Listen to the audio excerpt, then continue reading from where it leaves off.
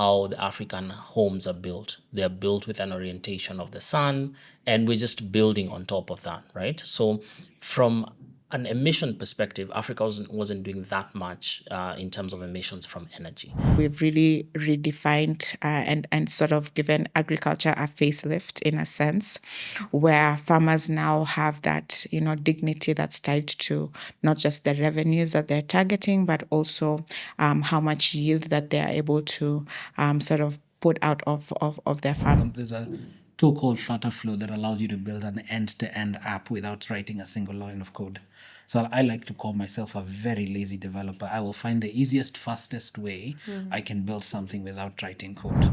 Our education system taught us to just reproduce and not ask questions. So you were taught very quickly this, you're given a can of salt and you're told, when an exam comes, say this is salt. If you dare ask whether this is sugar, you're wrong. You're supposed to say, no, it is salt. Before collateral, for you to own a tractor, for example, you'll either need a title deed, a logbook somewhere. But with Hello Tractor, the collateral is the demand that you aggregate, right? I've been around startups for quite a while now, and what you often see is a founder who's built a company, and as soon as they can drive a nice car, take their kids to an international school, Kelvin, are you feeling attacked? and travel and Is that what you travel like? We'll block you. and travel across the world, what happens is the company stagnates. Hi, guys. Welcome back to the Sustainability Podcast, where we bring conversations for sustainable living. We are at Ikigai, Nairobi, particularly the Riverside location. So they have 5 amazing locations. So today we are talking about tech and sustainability. And I have 3 amazing panelists, or do I call them? Yeah, co-hosts. That's the kind of idea we are going for today. And I'll allow them to introduce themselves. So let's start with the gentleman on my, is that left or right? Yeah, Kelvin. Okay, thank you for having me on the pod. My name is Kelvin Muriuki. I'm the CEO and co-founder of Taka Earth, and we are a data for climate action company. So it's a bit of a focus of, helping people or helping the world to go green, but then being able to generate valuable data out of that climate action, and as well being able to economically appraise people. All right. Karibu. Thank you. Hello. My name is Quinta Onditi. I lead partnerships at Hello Tractor. Hello Tractor is an agri-tech company that has operations across 5 countries. This year will be 11 years old, which is very exciting. We offer mechanization services to smallholder farmers across Africa. Karibu. Thanks for having me. My name is Somet Kipchalat. I am the group CTO for a bunch of different startups, all playing in the motor insurance space. And we build cool things like AI models for damage detection. So that's a cool, fun things I get to do on a daily. All right. And also, Somet was being a bit humble. He worked for this, we can't say names, but Google him. He did work for some companies in tech that you know. You can take a wild guess which ones. So I think one of the reasons when we've watched season 1, we got into, or season 2, I think, with Cindy, and we were talking about like AI taking over the world and like, how it's not good for the environment. And we've been struggling on, in the pod, how to kind of see how tech plays a role in sustainability. So when I say tech in sustainability, what kind of comes into your mind, and make it as brief and as consumable as possible, not very techy. Start with the lady. Thank you. Tech and sustainability is really interesting. I think when the tech wave started, everyone thought of tech as this rapid thing that came to take over everything. But sustainability brings an interesting perspective where there's that human touch, which is very important. And I think as we build for people, for humans, it's very important to be very intentional around why we're building what we're building and how it's going to impact the lives of the people that we are serving, right? And so when you speak to a lot of founders and people who work within startups that are really impact-driven, there's that notion around, you're serving like at Hello Tractor this year, our theme is empathetic customer centricity. And what that really means is we put the customer at the front and center of everything that we do. And so when I think of tech for sustainability, to me, it's more around being intentional and really understanding what those gaps are, building solutions that are very hyper localized as well. Really understanding what really specific gaps that you're really looking to, bridge and solve for, and being intentional around the delivery, especially, in order to ensure that long-term value is essentially provided and available to the people that you're serving, for the communities that you're serving long term. Okay. Maybe for Kelvin, we've been hearing like there's lots of words that are thrown around in tech. There's blockchain, there's AI. Yeah, what do those have to do with sustainability, or is there a relation, or it's just?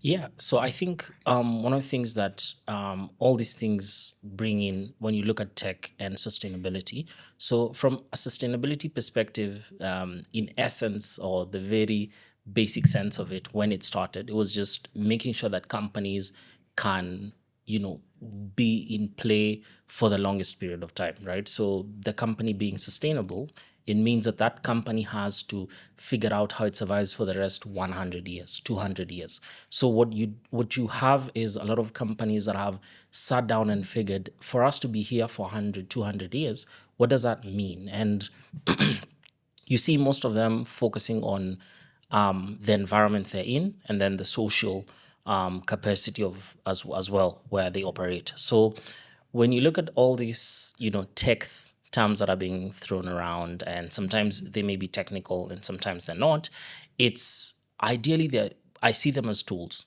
right? So they're tools that allow these companies to be sustainable within those environments that they're operating in, and also for the people that they're operating. Because every single company or every single organizations survives to service people, right? The day that a company believes that they're not there to serve the people, then it's the beginning of their downfall, right? So any single company, whether you're in manufacturing, whether you're in big tech as we call it, but all of them have to service a customer. And when they do that, then they have to also think about the customer that we're servicing. How do we then coexist with that customer? And that's why now you're focusing on the sustainability. But from an AI and blockchain perspective, they're tools. So you use AI to figure out, how do we become smarter? How do we increase or predict how much we can remain in business and serving these people? So I would ideally say, in a nutshell, both AI and blockchain, as terms, they're basically tools, and they're technological tools that we'll talk more about. But the biggest use is being able to serve the people of the environments they're operating in. Okay, thank you. Somet, you've been in the space for a while. Maybe how many years have you been a techie? Is that a thing? What do you call you? 14 years. 14. So you're a techie, tech Yeah, bro. yeah. No, Tech father right now. tech father. Or grandfather. Grandfather. So yeah, as a tech grandfather, so what are you seeing kind of Africa's tech ecosystem evolving towards like sustainability? Like you've been here since, I guess, the beginning in Africa, since you said grandfather. So where are we heading to in the ecosystem? Yeah. So I think there's giants who came before me, so maybe grandfather's a little bit of a stretch, but I've been around for a minute. I love the journey that the African continent has gone through. So we started off very, tech was just the thing that, you had a bunch of kids sit in a room somewhere building small mini apps for mobile phones, because that mobile phones had just started to become a thing. Now we're in a space where technology has been democratized to literally anyone. So you don't have to have a computer science degree to start to build cool stuff. But even beyond that, people are thinking beyond your typical, hey, here's this cool mobile app that does X, Y, Z. And now people are thinking to the extent of, I'll give you a good example. So I have a farm of solar panels.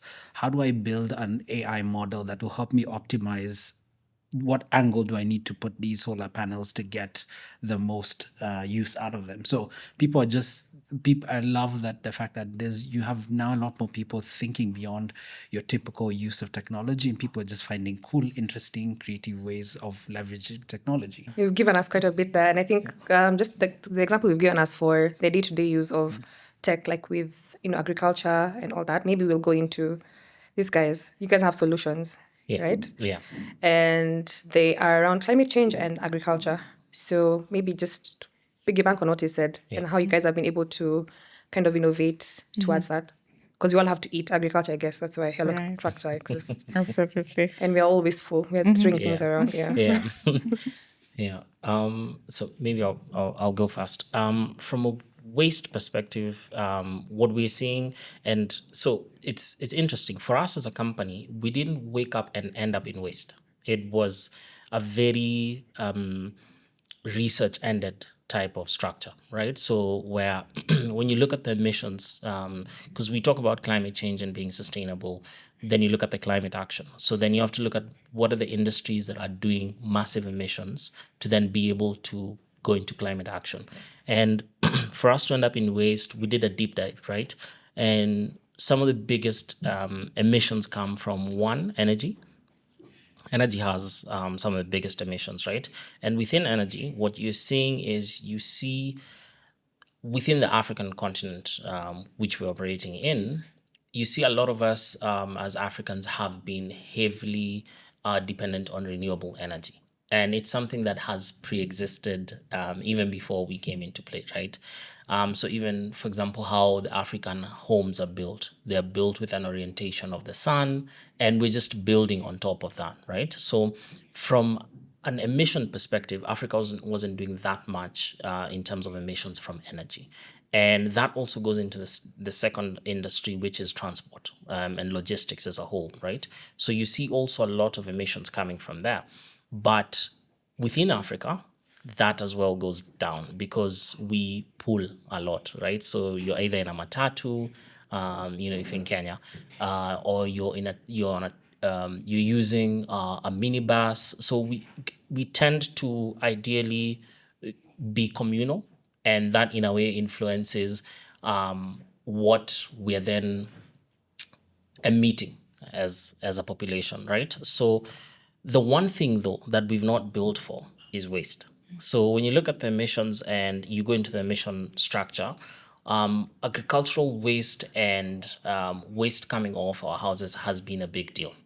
And the reason why this has been there, and that's why we ended up there, is because we've not built a culture of managing waste, right? So, with ideally agricultural waste, you see a lot of that happening where you'll see it going back as manure. That happens. But with municipal solid waste, which is where we are, which is the waste that comes out of your house, everyone makes an assumption that if you put it together and then you send it out, then it's going to get recycled. But it's not really the case, right? So what we did as a company was to then go deeper into that data, right? So the waste that comes out of your house is split into three things.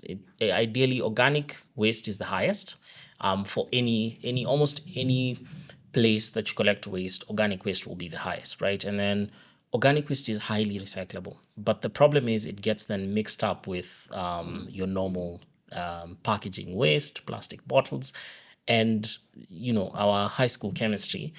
Those two things, and biology as well, right? So those two things decompose at different levels, right? So the idea is if you can separate the organic waste from the packaging waste, then you have a higher ability of being able to recycle. Now, I know it's a huge backstory, but ideally what we're trying to show is first, it's understanding the localization of the solutions that you're bringing to the table, right? So even for us, in terms of bringing tech to sustainability, we had to localize based on context of where we are, and that's within Africa. Understand what's the bigger focus for Africa, right? And then once you understand that focus, then be able to provide the value. Now, the other second part of our ability to localize was also as well offering incentives. So when you offer incentives, we all understand money across the African continent, right? And it's very easy for us to be able to put money into people's pockets. So we saw our approach within climate action as being one, driving a behavior change, because we're offering consumers money to bring in plastics, glass, cans, all this packaging waste, and then that packaging waste ends up with recyclers. But then what you're also doing as well is you're impacting the communities under which you're deploying these technologies. And that so far has been very instrumental in terms of an example of how you deploy tech within sustainability, because it's not just about empowering or rather managing the waste, it's also about empowering those communities that you're operating in. And that, in a way, for us allows us to think about, what are the solutions that we then offer outside of the bubble that we live in, right? Because sometimes we get stuck in the urban bubble, and it's a conversation we're having just before this, where when you think about it, outside of the city, when you go up country, who comes to collect waste from your grandmother or your grandfather? No one, right? So it's that we've built waste management systems within urban populations, but we've not done anything outside of urban populations. It's true. Right? So being able to figure that out and being able to do it while impacting the communities you're serving in is, just an example of how to do tech for sustainability. I think we've spoken about the incentives thing. I've remembered, I'm also grandfather's age here, maybe. When you used to have bottles, you buy the Coke or Yes. Fanta or whatever, and then you take it back to the shop and you get the money back. You know how your folks forget about it? Yeah. That's how I used to get my money for sweets. And I was like, it was an incentive. You take it back and you recycle, and I feel Yeah. I think that's what, it's been working for years in Africa. But Exactly. guys always collect their bottles, and then now they take them back and they get some coins Yeah. back as well. Yeah. Okay. So I think maybe just to bring it full circle, I think the biggest addition we had to make was that now we needed to automate, and that's why now tech becomes a tool. So the AI and the blockchain, they become a tool. So we had to automate. How do people drop off the waste and still get the money? So you build a system, or we basically built a bin, and the bin, you just throw things in. It'll identify what the waste type is, and that's what Somet was talking about in terms of being able to build models. So you build models that are identifying waste types. But then the most interesting thing is also this is data set that doesn't exist. So you're also creating new value set that you can leverage later on as a company. So you build AI that understands the waste types, and then as well, it's able to phenotype those waste types. So in a way, the idea of using AI to deliver, for us, it was purely for customer satisfaction. I want to be able to give you those tokens or incentives as fast as possible. So I need to make sure I have something there that can identify this is plastic, this is glass, this is not plastic, this is a banana peel. But it's able to tell that, yeah, this is happening. And that's the way I see AI and blockchain ideally affecting sustainability. It's going to be purely a tool conversation. It won't ideally replace people out of jobs, because I know sometimes people have that as a worry, but it will just accelerate how fast we can get there. Okay. Yeah. That's insightful. I think, okay, I mean, like everyone knows I'm really scared of AI. I think I won't bring my insecurities to the podcast. I'm sorry, I checked you. But I think you brought us back into smallholders. I think you mentioned like our grandmothers, grandfathers. So Quinta, what does your product do using tech to kind of reach the smallholder farmers? Right. So I'll pick up from where Kelvin left off around automation. Automation is very big for us. And we have a telematics device that essentially helps farmers really track. In theory, when you tell a farmer you can get 20 bags when you use a tractor versus manual labor that gives you 8 bags, it's something that sparks it intrigues them, right? However, in practice, if you're really wanting to build this, not just mindset shift, but also, the transition from manual labor into mechanization is something that's very difficult.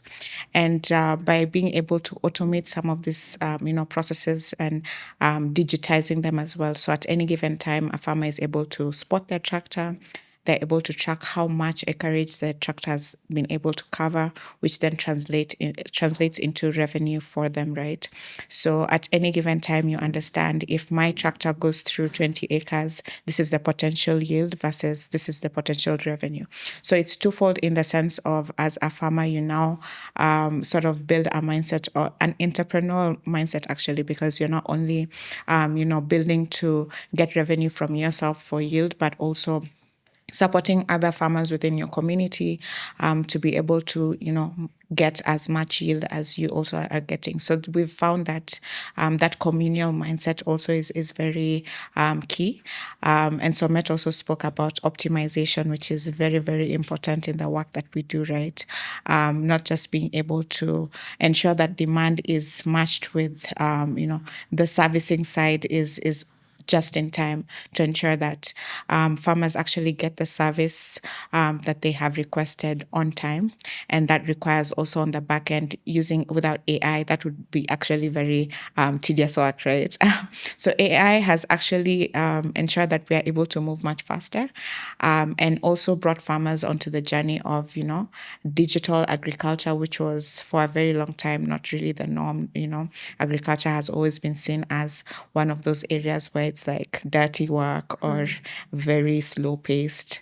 But now we've really redefined and sort of given agriculture a facelift, in a sense, where farmers now have that, dignity that's tied to not just the revenues that they're targeting, but also how much yield that they are able to sort of put out of their farms. And when you speak to farmers, you see that sort of intentionality around really wanting to understand what's the soil type in my farm, what does that really mean? And that also encourages us as Hello Tractor. I think in terms of disruptive technologies, we've opened up to things like drones, right? And that has also unlocked a huge opportunity for us to serve farmers even better. So by understanding what specific challenges farmers are facing and how to, bring up very prescriptive solutions, tailored to specific farmer needs, AI is actually allowing us and helping us achieve that, which is great. Okay, thank you. Well, you guys are doing a lot. I feel like, okay, AI is still scary, but then I like the fact that you've taken, like the word localization for me always, it's a goal in any development kind of work. So I think, Somet, you've been a builder for a long time. You have several startups, so you've supported several startups.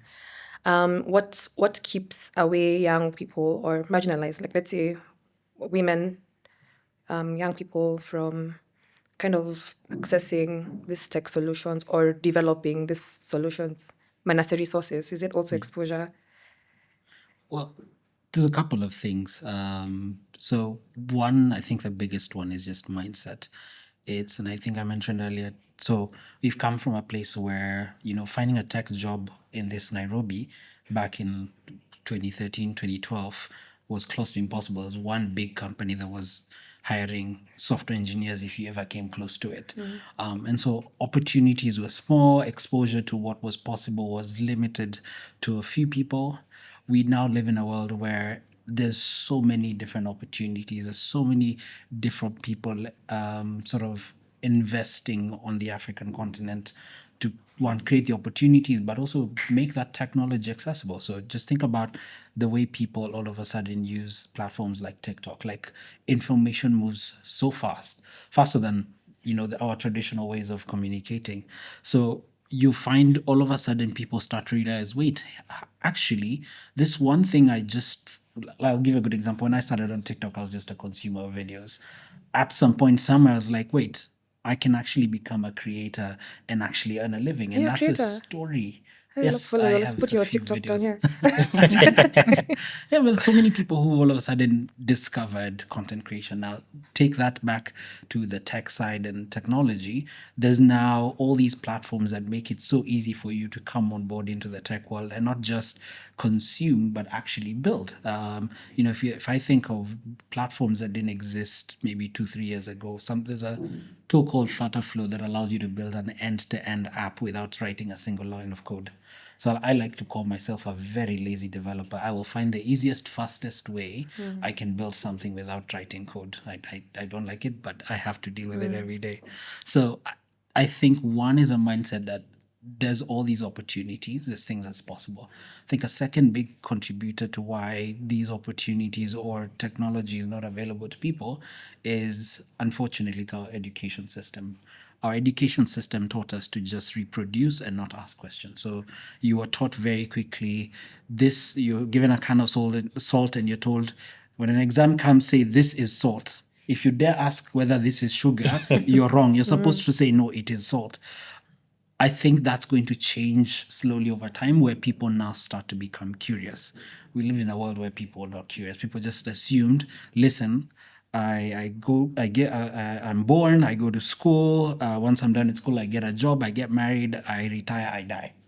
People are now like, wait, that maybe is not the script, but let's maybe try something else in the middle. So people are now becoming more insanely curious about how do things work. Like, I look at this microphone and I ask myself, hey, how does my voice go through wires and pop up into, like, people now starting to ask those questions. And I think with now exposure to what's possible out there, like, your world is no longer the boundary of the four worlds you are in. It's now you have a global exposure. So I think that's the biggest change that's coming, and I absolutely love it for the generation that's coming. If it all fails, you can ask it. AI. And For an maybe idea. Okay. maybe just ChatGPT it before away. you move on from this, it's a topic I'm very, very big on. I'm very passionate about this topic because being a founder, you probably go through those, those barriers you're talking about. You go through them. It's like a hoop. You have to jump through each and every one of them. And I think maybe the one that's contextual and spoken is the amount of I wouldn't call it stigma, but I'd say the amount of backlash that comes without following the norm, right? So you're ideally, when you wake up and you tell, I had this conversation with my own parents, when I woke up and I was like, okay, so now I'm leaving an 8 to 5, I want to go start a start. And it becomes a bit different, especially when you put in gender roles, right? Because there's also society pressure on this is what you're supposed to do, this is when you should do it.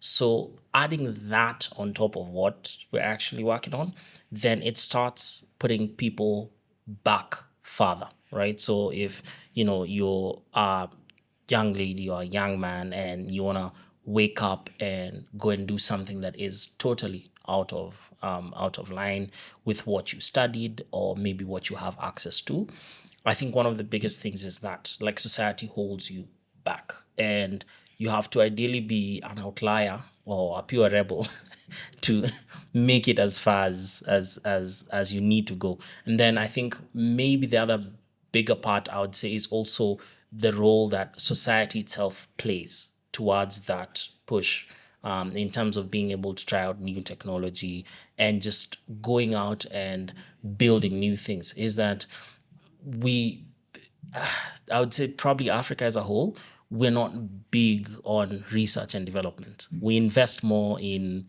malls and whatever than we invest in, exactly, right? Than we invest in research, right? Because when you think about the biggest economies, one of the things that has made them insane amount of capital, or rather revenue, which they then reinvest as capital, has actually been research. So they do a lot of research, they patent that, they then build products out of those patents, and then those things actually drive the people. So if as a generation because that's one of the things I also challenge my friends, as a generation, are we actually heavily reinvesting towards those people, right? Are we reinvesting towards women? Are we reinvesting towards, and it's not like someone has to actually give you the opportunity to reinvest, right? And give you patient capital in a way, right? Because patient capital is a big deal for you to be able to do what you want to do. If, for example, I had $1 million in my bank right now and I was able to fund this podcast for life. Oh, please You'd do. be okay, Please, right? you want to? Our manager is behind the. Our manager is behind the camera, so send. Yeah, but yeah, ideally that's what I would say is one of the biggest downsides of what we're missing as part of that conversation. Yeah. Okay. So going to where Quinta sits, I know you sat on a board somewhere to do with STEM in women in STEM. So I know normally I think we've been told stop talk about the boy child more now than the girl child. But I firmly believe that there's what's the word for it? Women are still very far behind. But so what are the barriers that they're still facing, or actually what are the opportunities? Let's discuss opportunities for women in Absolutely. this space and Right. around sustainability as well. I think the biggest opportunities is really on the diversity bit, especially when it comes to diverse voices. I think that when we start to, put a gender tag to everything that we do, both on the men's side versus women's side, it just negates what the purpose really is. And across all the opportunities I've been on, I believe that I've invited Somet as well as part of the programs that I drove in my previous career in venture capital, where the goal was really to bring in as many women founders as possible and give them equitable opportunities to access funding, right? So when you think about how women have really been positioned, I know that men feel very left out. However, when you think about the strides that we have been able to make in terms of being able to not just amplify but also elevate the voices of men, it's it's in a much broader spectrum when you compare to women. And I think what we're doing now is really just proving to women or showing women that it's okay to speak up, right? Share what your perspective is. And in my current work, especially within the agriculture field, I've seen a lot of bold voices from women farmers where they're very intentional around what their role is within the farming cycle. They know very well what their contribution is and what value is owed to them from that contribution, right? And so when you look at it like that, I think that without having to, paint a specific color for whatever gender you're speaking to, I think the intentionality around the diversity of voices is very key. And how we really bring it out in terms of what the goal is that we are looking to meet collectively, right? When you think about, women in STEM, it's instead of thinking about it as a specific gender within the ecosystem or within the area, is how can we support each other, right? And men can be very strong allies, right? Because they've, again, been more advanced in terms of being able to voice out a lot of, what their thoughts are, and their voices have been, very amplified, right? And so the perspective that really gets us to where we're trying to go is diversity through allyship, right? And ensuring that we are able to create that opportunity where, men's voices are as important as women's voices, right? And as men form allies for women, women are more comfortable and they own up to the voices and what they're really trying to portray and showcase as intentionally or as authentically as possible. Yeah.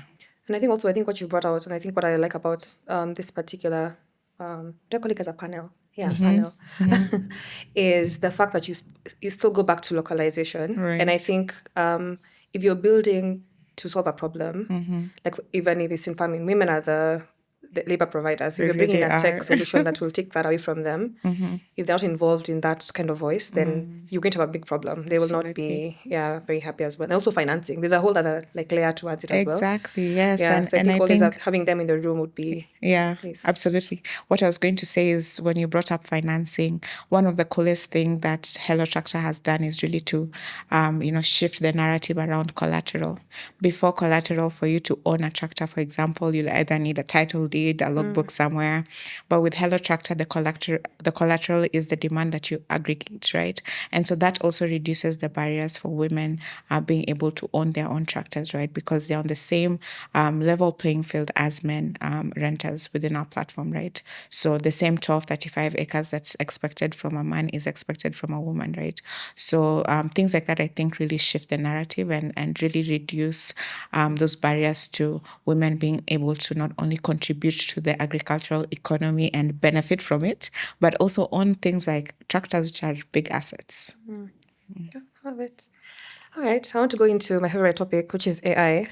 I saw a TikTok. I love TikTok, guys. I feel if they're going to sponsor this podcast, we're happy to discuss. Our manager at the back here has had. Someone said, so Cindy and I were talking, we're having our hot takes, and AI, apparently, she read somewhere also on TikTok that AI consumes a lot of water. There's that whole, like, the environmental side behind AI is being stated as not the best. But then I saw a TikTok that said, like, even using TikTok, like, for, I don't know if it's a day or like a post, does the same kind of thing. So what are the ethics behind maybe AI? Somet, is it something that we should be encouraging if we are talking about sustainability? Well, I just to address something that you mentioned that's interesting. So there's the other side of technology and how we get to it that no one talks about. So if you think about, I think OpenAI mentioned that it costs them billions of dollars per minute or per hour just to run your ChatGPT prompts. It costs them actually a lot of money. Behind that is massive data centers that are able to provide that compute power.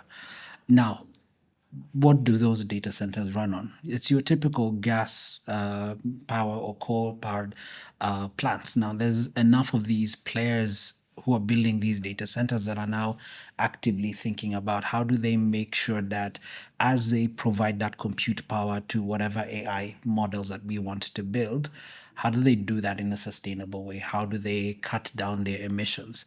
So I've seen companies that are now saying, hey, listen, we won't build data centers the same way everybody has, which looks like a massive factory. This is spewing fumes everywhere.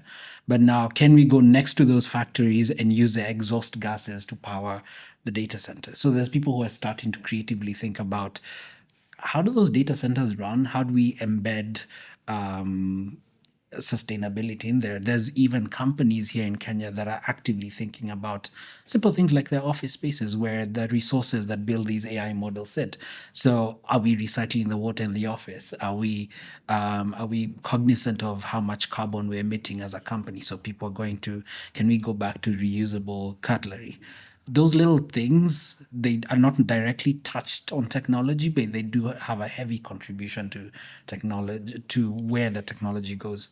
Now, in terms of the ethics behind AI, and that conversation could go three many different ways. It could be the ethics of the technology that is being built. It could be the ethics of the people building it. So I'll give you a good example. If you have a self-driving car and it knocks someone down, who do you hold accountable?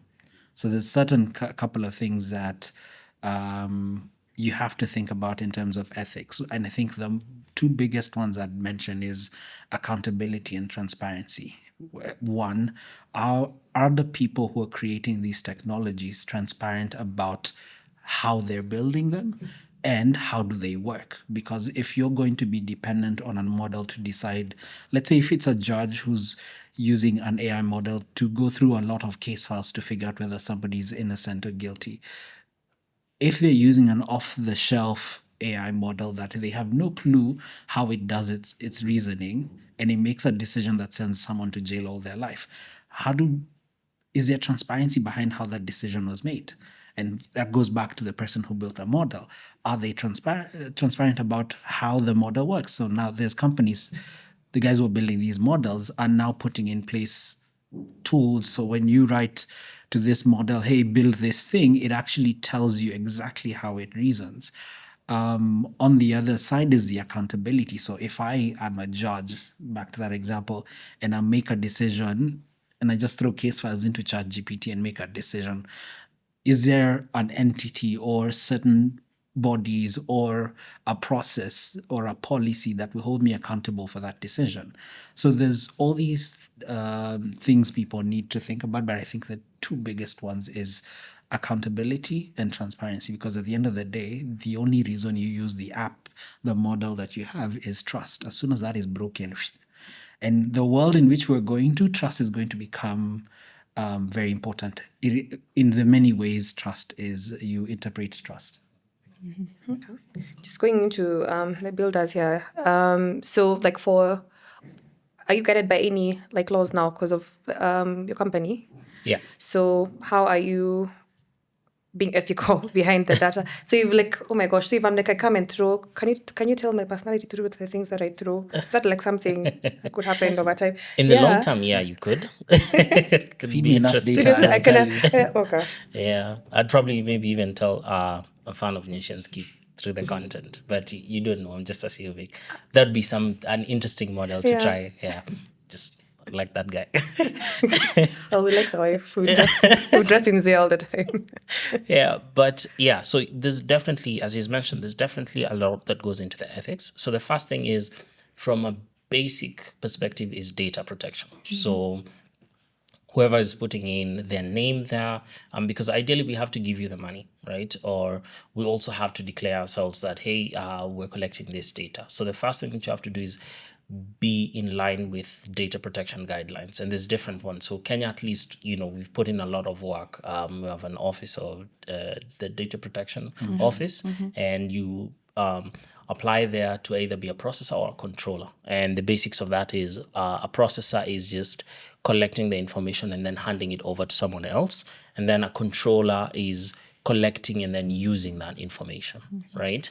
And then away from that, you also then have a lot of privacy guidelines, right? And this is heavily built on EU GDPR, right? So it's global data protection regulation, where the EU, after Cambridge Analytica, Facebook, all these things, are just like, okay, we need a guidelines on how people are going to use data, and that then becomes the recipe of where you start. So you need to have data guidelines, you need to have privacy guidelines. You also need to be able to allow people to know what are you going to do with that data. And that's what the GDPR is very big on. You have to declare the type of data you're collecting. So is it personal information? And then there's also what they consider sensitive information, right? Like, so gender.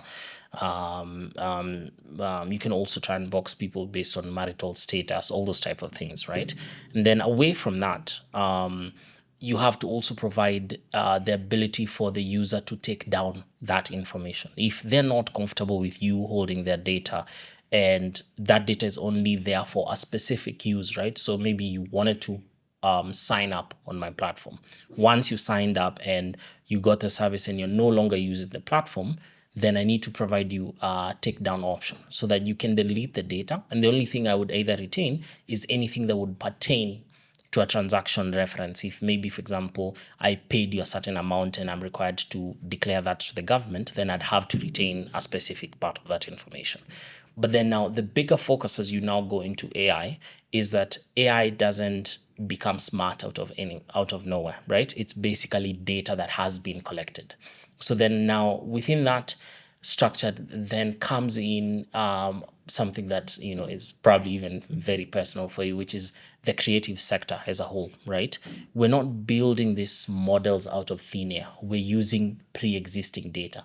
And because we're using pre-existing data, how do you ensure that you reimburse the people who you've used their data to train these models? So it's currently a quagmire. Everyone is trying to figure out how to, pay people for using that. I saw a conversation where Sam Altman was talking about them trying to, as ChatGPT, because of the new vision model. I can't remember what it's called, but they were talking about it being able to recreate, for example, you put in a prompt, it's able to recreate us sitting here.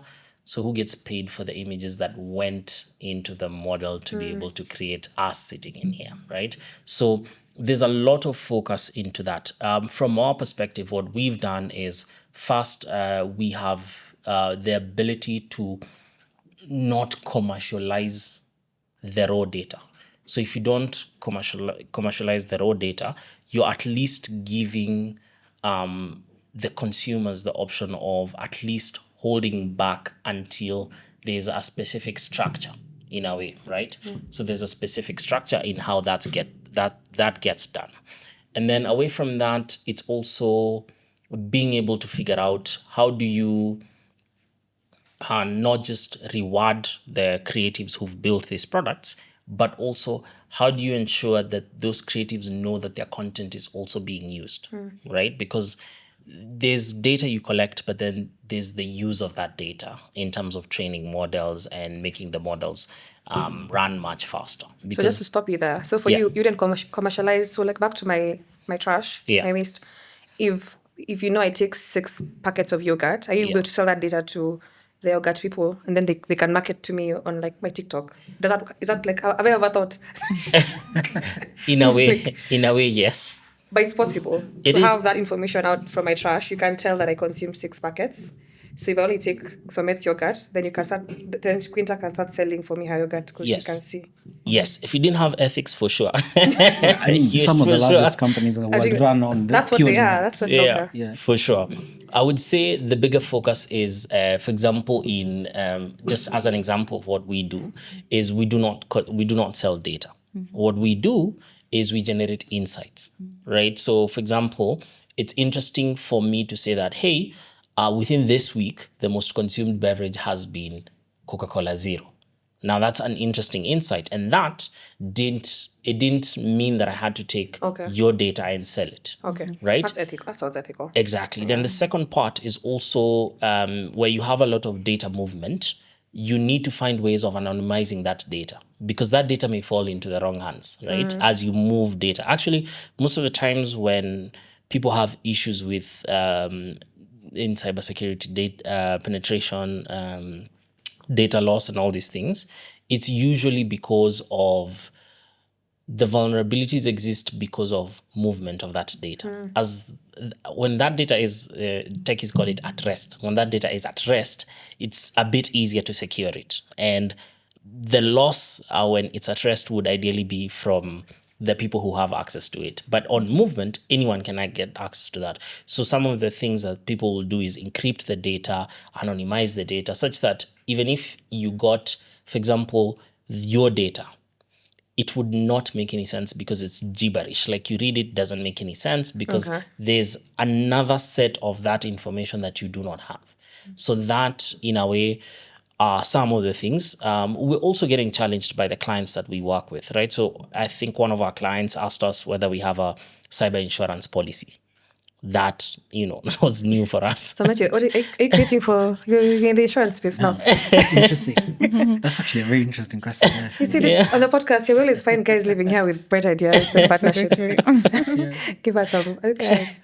Yeah. So I would say ethics as a topic within AI is big. It's gonna get bigger because every day you get a new question, right? You just asked me about what do I do with your like, waste pictures, right? So someone is gonna sit down and try and figure out a loophole in there.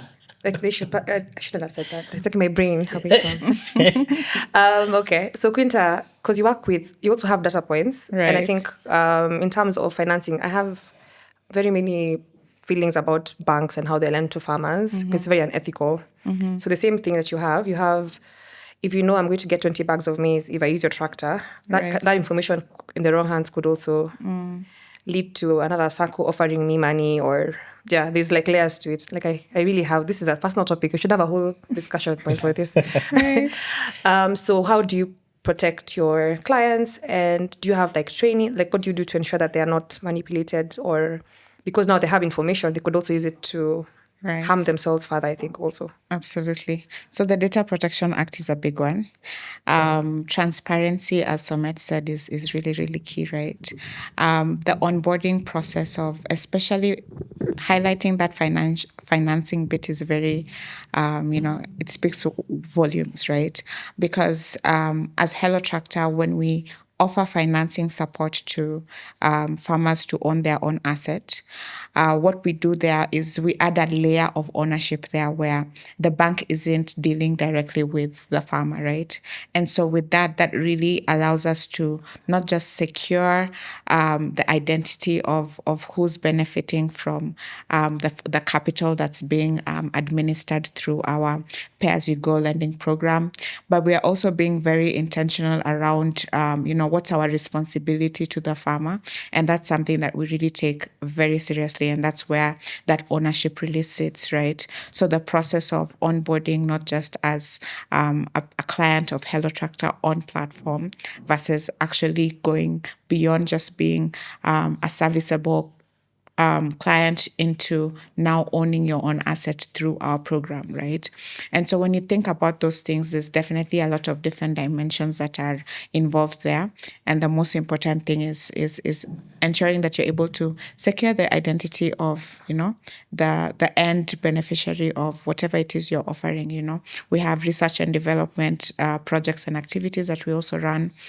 Those also, see us gather a lot of different insights from across farmers in all our geographies, all 5 geographies and beyond. We currently are playing at 15 countries, right? So I think that intentionality around, risk ownership, what's being also able to, at a high level view, 360 view of what that risk looks like, right?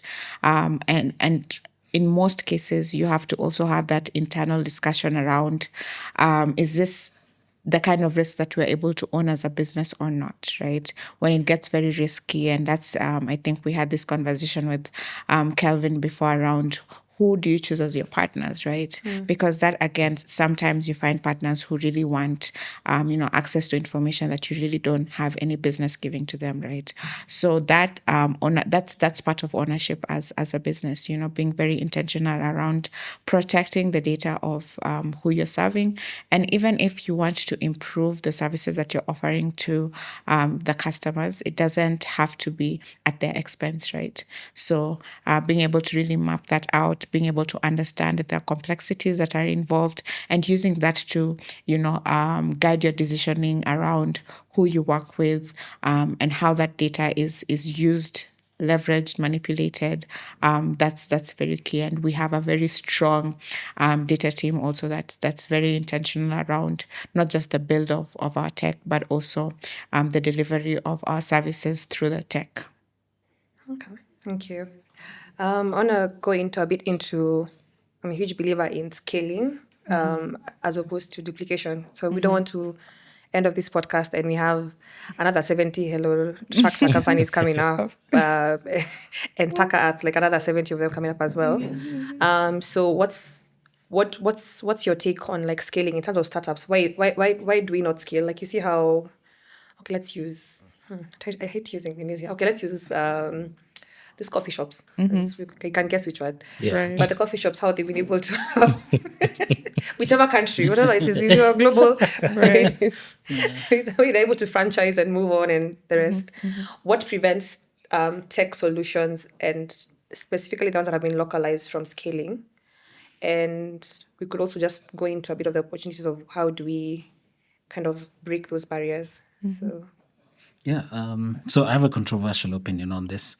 The more localized you get, sometimes what happens is people get too caught up in the local context, and then you sort of limit how fast you can grow. So if I am building a tech solution that solves a problem that is only applicable to a small subset of the population, not even in Kenya, in Nairobi, in one estate, what happens all of a sudden, you get so caught up in making it perfect for that audience that you literally can't replicate it anywhere.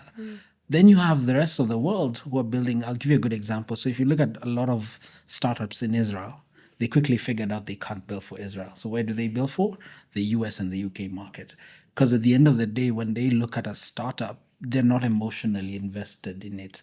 To them, it's a business. So how do I have a problem, fix it, make money? It's a very capitalistic way of thinking. But at the end of the day, they're not tied up in too much of the local context. So like I challenge anyone who's building a startup in Kenya, if you take what you built today and lift and shift to Philippines, will it work? And Philippines is the closest market I can think of that is closest to us as a country here. And you find more often than not, you get so caught up in local context. So let me use a classic example. You implement a mobile money solution as a way of payment for your customers that only works because of the weird behaviors that Kenyans have. Guess what's going to happen? If you never think about, if I take this and drop it in Uganda, does it make sense?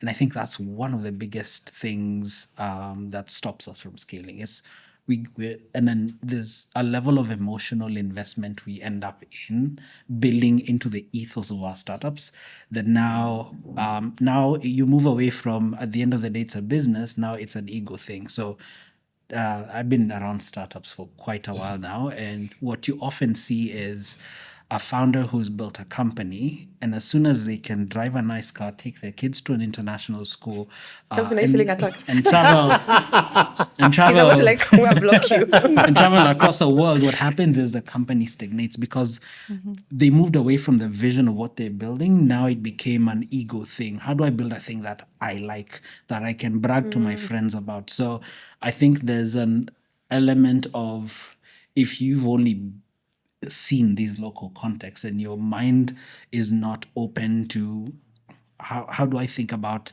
this thing that I'm building in a foreign country, in a different continent, then guess what? You just get upcut. So I think it's mindset, it's an emotional attachment. But again, going back to my initial point, it is a consequence of our education system. We were taught to be seen, not heard. So are you saying, okay, yeah, that's what you're saying. Okay, it's gonna put it Well, Well, okay, Quinta, because you operate in several countries. Yes. What made it easier to move from?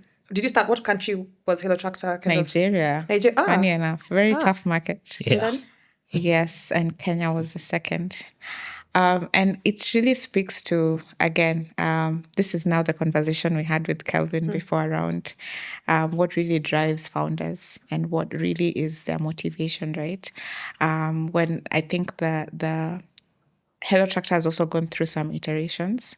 When the company was started, we manufactured our own tractors, which most people don't know, and then pivoted into, offering our solutions through our platform. And that has also allowed us to navigate into an array of extension services as well, right?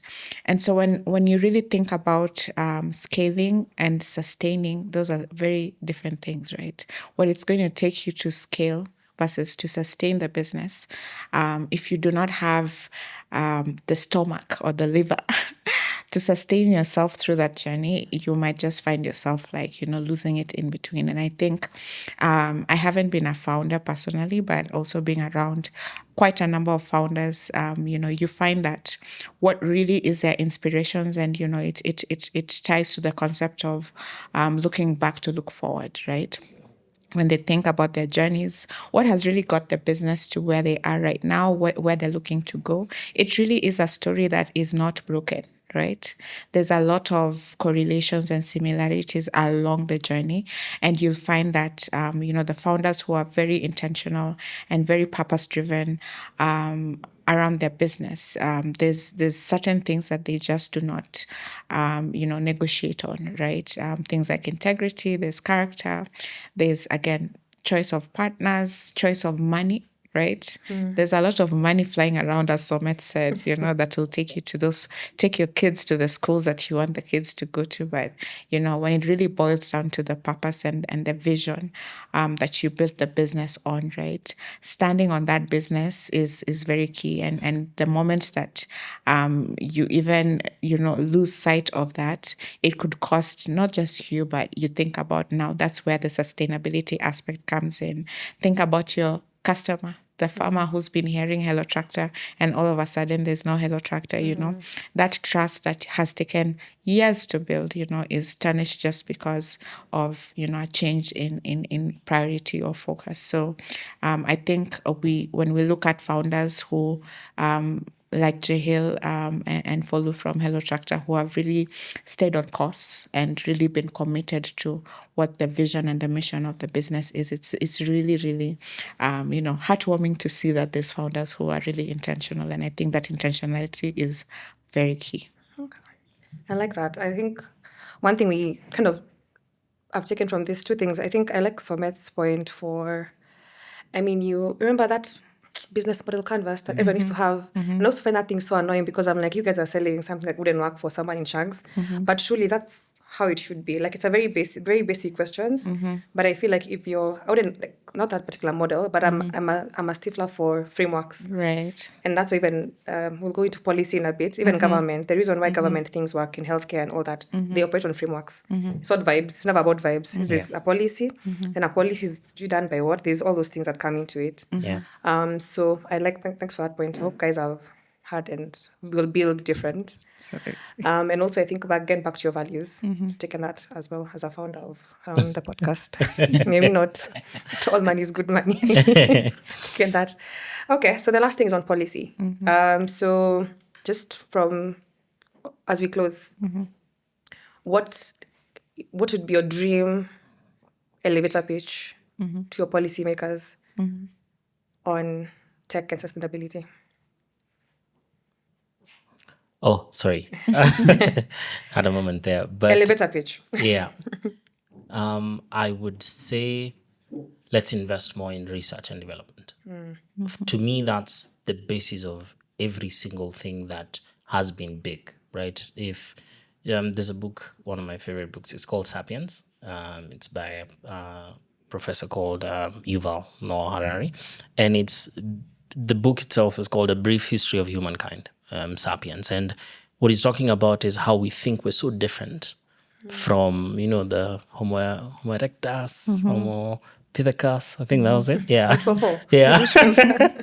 How we think we're so different from them, but our DNA has evolved based off those things. So like one of the interesting things of that book is there's a theory he proposes that, and I don't know if it's factual, but it has a lot of sound to it. But the reason why we like sweet things is because when we were hunters and gatherers, we would travel. And then when we go to a place where we're like, okay, so this is gonna be the place tonight, we would forage and we would decide what to eat based on taste.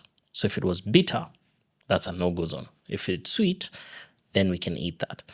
And I find that to be so interesting because it then, till date, if you think about children, a baby, that's how they decide what they can, like I'm sure you've seen a lot of the TikTok videos with children and lemons, and you see how they absolutely abhor lemons.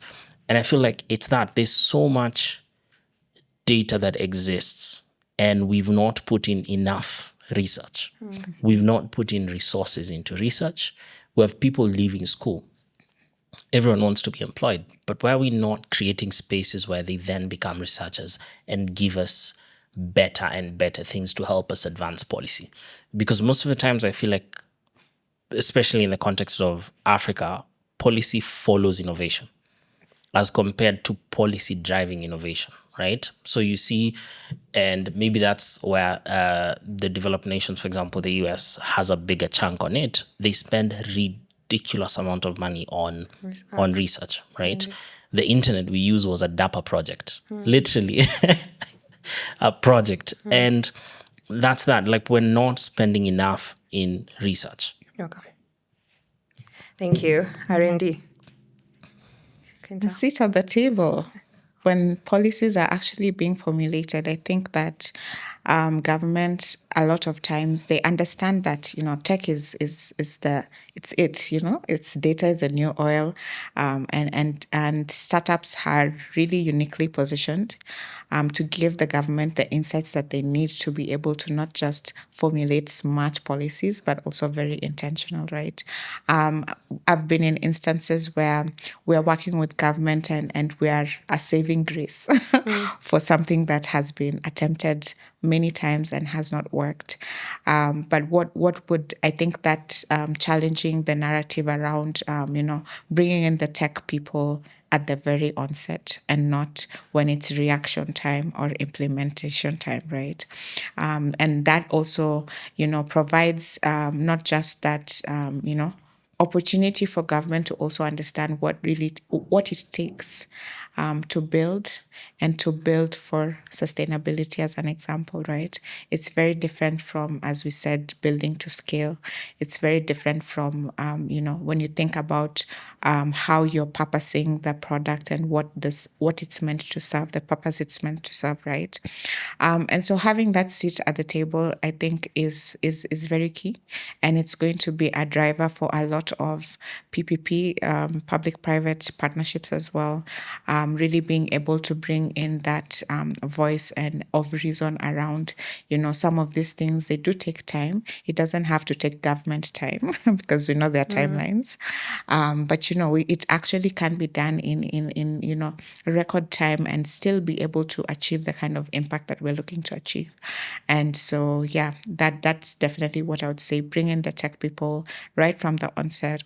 Let's brainstorm. Let's come up with solutions that incorporate some of the things that we are also seeing on the ground, because as we've said, again, there's a lot of data that's resting within our databases that can be leveraged for smarter policy making.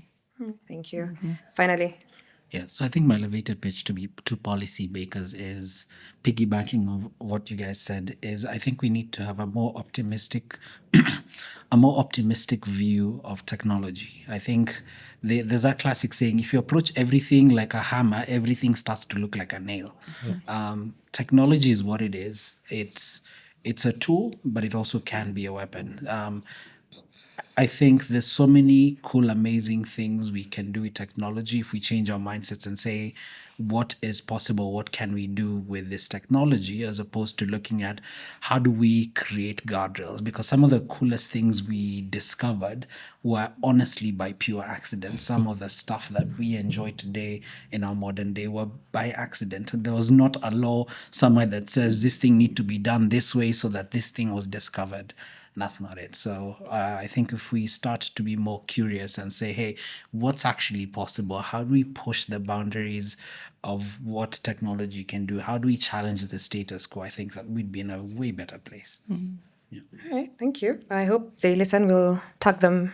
Okay, we won't. But hope they do watch us. Yeah. We hear stories somewhere that they listen. But thank you so much for your insights. So we've come to the end of this amazing conversation. Thank you for coming on our pod. Thank you for having us. All right, guys.